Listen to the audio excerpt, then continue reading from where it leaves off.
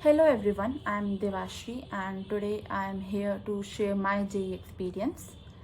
So, like most of us, मैंने भी initially एक renowned institute को join किया था and initially I was able to cope up well. मेरे physics, chemistry, maths तीनों में concept clarity थी और मेरे marks भी सही आते थे.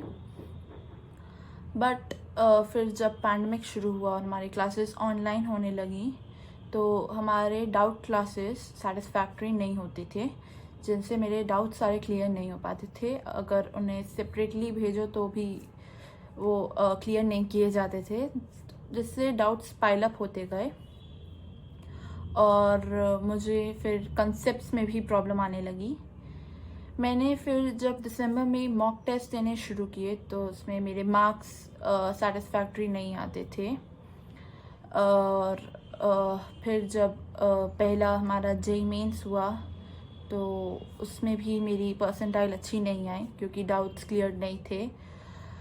तो फिर मुझे लगा कि मुझे एक बेटर गाइडेंस की ज़रूरत है और इसीलिए मुझे अपने डाउट्स वो क्लियर करने की ज़रूरत है. तो फिर मैंने तब सतनारा अकेडमी को ज्वाइन किया और अंशुल सर ने मुझे मेरे कंसेप्ट की प्रॉब्लम्स में बहुत मदद की.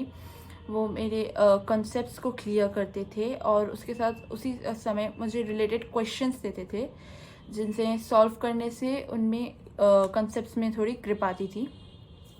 उसके बाद उन्होंने मेरे जितने डाउट्स थे वो सारे क्लियर किए और जब मॉक टेस्ट में देती थी तो उन्हें कैसे इवैल्यूएट करना है उसका प्रॉपर मैनर मुझे समझाया और पेपर अटेम्प्ट का प्रॉपर तरीका बताया.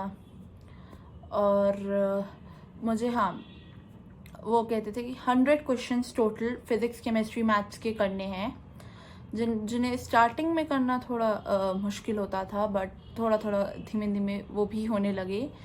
तो जब मैंने ये सब फॉलो किया और फिर मैंने अपना अप्रैल का अटेम्प्ट दिया तो मेरी परसेंटाइल अच्छी आई, जिससे रैंक भी अच्छी हो गई.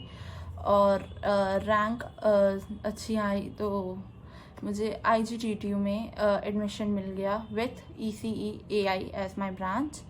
So I would sincerely like to thank Anshul sir and Satnara academy, क्योंकि इतने कम समय में उन्होंने मुझे मेरी वीक पॉइंट्स को इम्प्रूव करने में मदद की एंड मेरी कैपेबिलिटीज़ को बेटर करने में मेरी हेल्प की. Thank you.